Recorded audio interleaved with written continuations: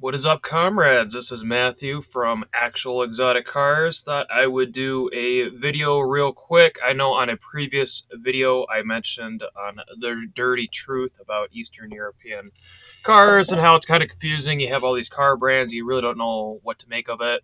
So I decided to do a video. I was basically going to compile a list, if you will, of all the Soviet cars, 4x4s, let's be specific here, but all the Soviet 4x4s that you can acquire, what I think about all the main ones, the differences between them, what to look for, how easy they are to buy, maintain, which ones I would recommend, and what to get.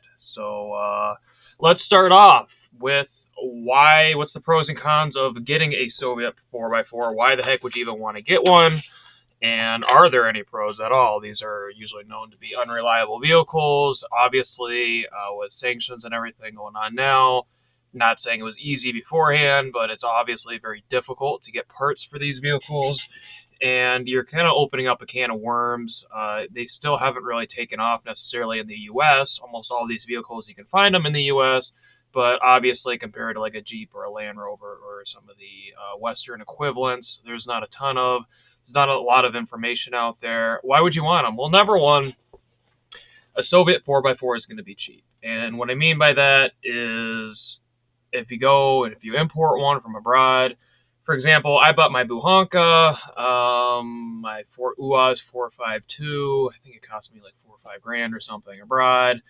Cost me about a couple grand to bring it back. But you think about it, I got a 4x4 van with like 50,000 kilometers on it. It's like 30,000 miles with a brand new rebuilt engine. By the time I had it all set down and registered, it was about 10K. And you just can't do that in the U.S., not with that amount of mileage and that price. So first thing, compared to the Western counterparts, even importing it into the U.S., it is going to be by far cheaper. Second thing, it's odd, it's exotic. The name of my channel, Actual Exotic Cars. You know, these are very exotic vehicles. Nobody else is going to have them, and for the most part. And if you get any of these vehicles on this list, you're going to stick out. If you go to a car show, most people there probably never seen one in person. And they're just fun, they're quirky, they're different, they're odd, they're unusual. And with the cheap price tag, I mean, imagine owning a Lamborghini for like $1 grand or two. Like, that would be crazy, right?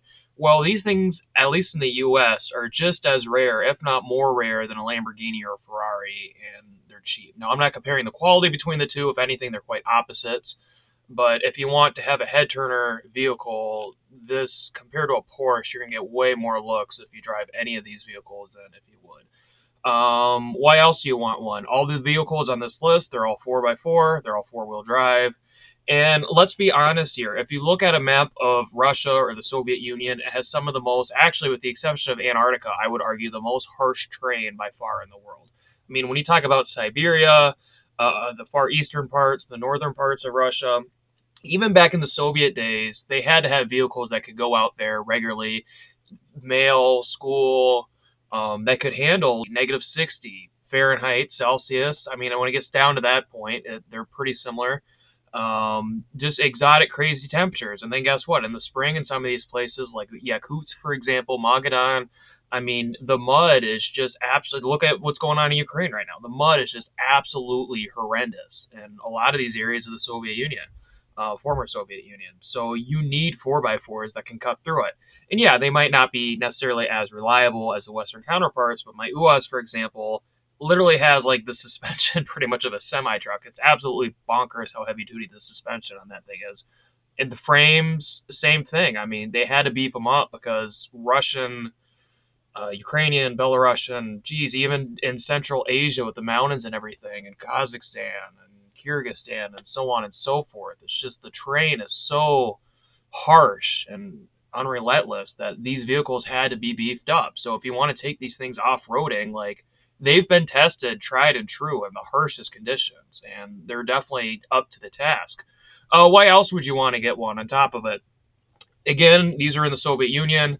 Most of these vehicles are listing off, maybe a little bit in the early 90s, so on and so forth, but a majority of these vehicles were Soviet-era vehicles.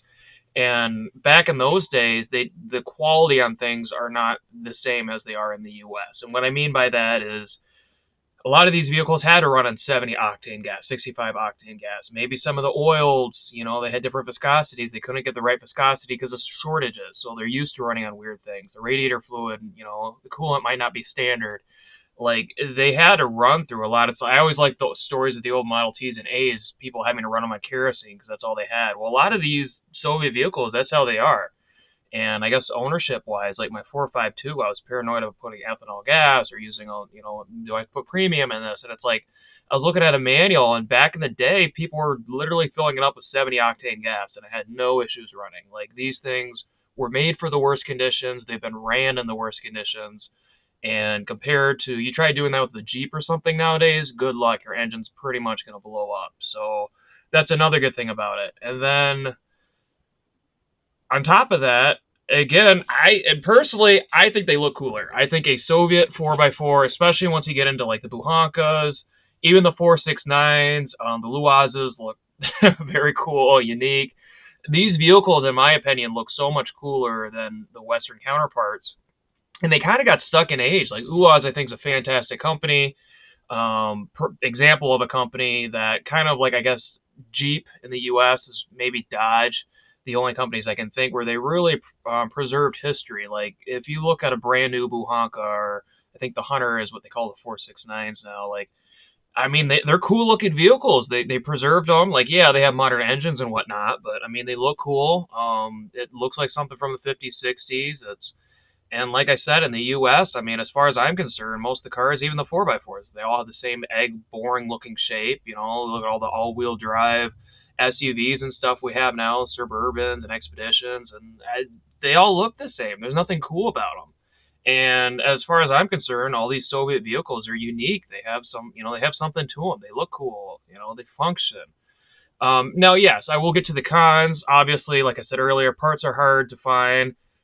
Most of these vehicles you're going to need to import, unfortunately, and that's going to add a few grand to your cost off the bat. If you can't find it domestically, a lot of these, if you can find them domestically, you're going to be paying a price for them. I will get to that in the video as well, which is unfortunate. So yeah, they are more costly than they should be, especially if you live in Eastern Europe. Some of the costs of these vehicles in the U.S. are probably going to have your jaw hit the floor. A lot of them are very slow. So with one notable exception on my list, I would say most of these are talking about 50, 60 miles an hour tops, maybe. Super highways were not really a thing back in the Soviet Union, as far as I'm aware. And a lot of these vehicles, the last thing they were worried about was cruising on highways. It was more towards, military usage or back roads or so on and so forth, or 4x4s. They're not your highway cruiser. So that is kind of a pain in the butt. So because of that, they're not as practical as, Jeep Wrangler. You have no problem going 80 miles an hour on the freeway. You try doing that with a UAZ, for example, you're going to be in for disappointment. The top I've ever had my go is like 60, and that's like scraping the barrel. That's just pushing it. Low information. That is another reason I made this channel. Obviously, it's in English, and most of the information on these vehicles, because they are so rare in the English-speaking world, is very hard to find, especially if you don't speak Russian at all, which is a difficult task to learn an entire language just to try to fix your car. I understand. That's why, again, I have this channel, is to try to make things a little bit easier for people who have the same passions that I do. And that is definitely, I would say, a con. Hopefully more information comes out in the future. But on top of that, I would say another big thing, and the reason a lot of Nivas, for example, one of the main reasons I think they got pulled in the Canadian market, even though they were pretty successful, the admissions and the safety records of these vehicles are abysmal still to this day, pretty much. And if you live in states, I've said this in many of my past videos, such as California or Hawaii, so on and so forth, you're not going to pass any emission tests, you're not going to pass any safety tests. If that is something you're worried about, I know the newer UAZs, for example, you can bring your emissions up to standards. A lot of these, now that they have had cooperation with Western companies, a lot of these companies, they have brought their standards up. As far as I know, the safety standards aren't necessarily up to par. If that's something you're worried about, that is definitely something you need to keep in mind. So I guess before I bore you, so on and so forth, one little warning. Obviously, I can't cover every Soviet 4x4 in one video. It would be too much. I'm just going to be scraping the surface here, just to give you a little general idea of what to look for and what's available. There's certain vehicles, for example, such as the Moskvich 410, or this is the Gaz 2495. Again, this is like a prototype. I'm not going to dive into prototypes. I don't necessarily have the time to do that. And honestly, in my opinion, a vehicle this awesome kind of deserves its own video. Yes, this is a 4x4. The Sherp, weird vehicles like this. There's a ton of like these weird off-road SUVs that are used in very extreme conditions in Russia. Most of them are too modern to import anyway, but I don't have time. This is a completely different topic as far as I'm concerned, and even if you could import one, I feel like it deserves its own video. So without further ado, I will not be mentioning any of this. So if I get a, you forgot the blah, blah, blah, I forgot the blah, blah, blah, it's like this is just like the main big, as far as I'm concerned, the big four, if you will, of Soviet 4x4s and what you can import. So the first one I'm going to talk about, the UAZ. If you watched any of my former videos, I own an UAZ 452, just like the one you see on the screen here. What is an UAZ? So a little introduction into Soviet vehicles. Most of them have acronyms, and the acronyms are the names. So, for example, if you go to Moscow, a lot of the schools still, it's like Moscow State School number 3, Moscow State. Like they don't have like individual names like we have in the U.S. So long story short, UAZ Ulyanovsky Automobilny Zavod, which literally means Ulyanovsk Automotive Factory. So these were made in Ulyanovsk, Russia, and I'm sure I'm probably butchering that. I apologize to any Russians out there, but that is what that stands for. So the two main variants we're going to have here are the 452, which is the van you see here. That's a Land Rover. I don't know why they put that in there. Or the 469, which looks more like a Jeep. Why would you want one? Why would you want the other? Obviously, the mechanics of both of these vehicles are both very similar. And I'm not going to get into the newer UAZs. There are some newer types of UAZs, but a lot of them are too new to import. And again, I think that is worthy of its own video. So, why would you want an UAZ? In my opinion, obviously they're quirky, they're cool, they are 4x4. As you can see in this picture, they can handle some pretty extreme conditions. They're cheap. They're really easy to work on. They're easy to adjust if you want to do an engine swap. Another issue with this vehicle, I would say, would be you're only hitting about 72 horsepower. The engine's right between the seats, the cab over. And you're only going to be hitting max speeds if everything's perfect 60 miles an hour. You can change that. Huubvlogs, which I strongly recommend if you're getting into UAZ, it was recommended to me to watch some of his videos. I will link that down in the description. He was driving one around Central Asia and ended up going into Pakistan and all sorts of countries. He ended up doing an engine swap. I think some of the Toyota engines fit in here pretty well. The Ford Ranger engines fit in here pretty well. The reason I bring that up is if you can put in a newer engine, if you're fine with that, then yeah, you can go highway speeds with one of these. With the engine, you're going to find an older than 25-year model, you're pretty limited. I was told they're unreliable. A lot of them blow after around 50,000 miles. And the newer engines, which I was thinking about putting one into mine, the newer UAZ engines, unfortunately with sanctions, that kind of, maybe if I go through Termot, but that's not going to happen necessarily as I planned. Yeah, you can go 75, 80 miles an hour, but that is something to keep in mind. They are very easy to work on, though. That's nice. Even me, with a somewhat limited mechanical knowledge, everything that's gone wrong with my UAZ, which a lot of things will happen. These are not the most reliable vehicles by any means. They are easy to fix. Getting parts are a bit more difficult, especially with sanctions, and I did make a video on how to get parts for this. So if you are interested in buying an UAZ, or if you have one in the States, I highly recommend you watch that video.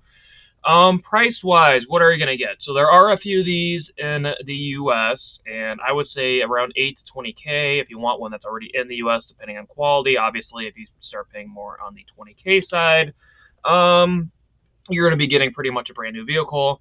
For some odd reason, I can really only find the 469, the Jeep variant in the U.S., and I don't know necessarily why that is the case. So like I said, I would be paying, be prepared to pay. This is what the 469 looks like, by the way. This has Illinois plates, so this one was obviously imported into the U.S. So yeah, 8 to 20K. As far as Russia is concerned, I would say for both the 469, the Jeep variant, and the 452, which is the van variant, also known as Buhanka, we're talking about probably 3 to 7K. 3 on the low end. I would recommend around 5. That's around what I paid for mine to get a decent one. And mine, the engine was completely rebuilt. It had low miles. It had a brand new body. Well, I shouldn't say brand new. It had a newer body put on there. And yes, you can literally buy the entire body shell and drop it onto an UAZ frame. Like I said, they're very simple to work on. That's what you're talking about price-wise. As far as more about the company, if you couldn't tell, this is kind of during World War II. There's a ton of lend-lease between the Soviets and the Americans, and I don't want to say the Soviets like reverse engineered a Jeep, but these are completely similar to a 50s U.S. Jeep. Very similar to the point where I even use a Jeep manual to work on mine because everything is pretty much the same. So that's kind of the history of UAZ. It's been going ever since. It's kind of a post-World War II, I don't want to say U.S. ripoff, but as another one of my videos, the dirty secret about Soviet vehicle video is pretty much all these vehicles are ripoffs to begin with. So that's kind of the history of that. Moving on here, Gaz. So the UAZ itself kind of replaced the Gaz, if you will. This is your stereotypical when I said that the UAZ replaced was a knockoff of the Jeep. Well, what did the Soviets have while the Jeep was being used during World War II? They had the Gaz. So this is like your typical, stereotypical Soviet to World War II vehicle. And again, I'm only going to be focusing pretty much on the 69, which is what you see right here. In my opinion, that's one of the most common ones. If you want to go earlier, the Gaz 67 is also a decent, has a bit of history to it. And again, it would be an entire video to try to cover Gaz. Again, Gaz, just like any other Soviet name, Gorky Automobilny Zavod. So Gorky, key phrase there, that's a city, I guess, that it was in. It has a little bit less horsepower than the UAZ. Like I said, the UAZ kind of replaced this, so this is like an older, more military version of the UAZ, if you will. So if you're interested in more military history, again, the UAZ was used in the military, but this obviously looks more military-esque. Again, you're going a bit slower. The UAZ, for example, has a 4-speed. This is a 3-speed. I wouldn't be able to tell you the specifics on the gear ratios. I'm sure neither one of them have overdrive. There is, like I mentioned, some odd Gaz cars that were 4x4. I think we can see one here. As far as I know, most of them kind of like an AMC, or those the Javelins or whatever. These are awesome looking cars, but most of them were prototype and didn't really get general usage, so it would be very difficult to find one. I would love to have one, but even if you did find one, I mean, getting parts, especially in the U.S., I feel like would be next to impossible. With the Gaz, it's not necessarily the case. You can find parts, at least for as a Soviet vehicle, somewhat easily. And they're very interesting vehicles. Price-wise, I would say, just from what I've seen, there are a few for sale in the U.S. We're talking about 10 to 15K, at least from the quick searching that I found to get one of these. Russia, a little bit cheaper, obviously. We're talking about 4 to 10K on the Russian market. And when I say Russian, obviously I know sanctions and whatnot, it's difficult to price out or to deal with, but I would assume that Ukraine, Belarus, even other former Soviet states such as Georgia, so on and so forth, would also have these at around a similar price, so that's why I bring up the Russian prices. So a little bit cheaper in Russia, and there is some availability in the U.S. You can find parts. They are somewhat common. If you're going to a car show, especially, like I said, if you're into military stuff, I would recommend getting a Gaz. Again, if you want to go highway speeds, this is definitely not a daily driver unless you did some heavy modifications. And it's just something different. So that is the Gaz. Next on the list, like I said, this is Soviet, not necessarily a Russian list. And to prove that, this is a Luaz. Lutsk is actually a city in Ukraine. So this is a Ukrainian-made, more military vehicle. So basically, like I said, the UAZ was kind of ripped off of a World War II Jeep. Well, the Luaz was more of a ripoff of a Korean era, and this is a lot more lighter. If you couldn't tell, the 969, from what I've read, is one of the most common editions of the Luaz, and obviously it's a much tinier vehicle, probably the tiniest on this entire list. We're talking about probably around 40 horsepower, 45, somewhere in that area, which is definitely a bit on the lighter side, obviously. Highway speeds, you're probably not going to hit. We're talking about maybe 50, 60 miles an hour tops. As you see, this picture here is from Bring a Trailer. So they are available in the U.S. They do have them in the U.S. Probably, I would say, around a little bit under 10 grand from the few postings that I have seen on the U.S. For example, this one here is sold for 7,500. Why would you want to get one of these? I mean, it's more amphibious, if you will. I do like the Wikipedia picture here, someone driving in the middle of a river or something. Definitely different, odd. Like I said, it's a Ukrainian-made vehicle. Air-cooled part is somewhat neat.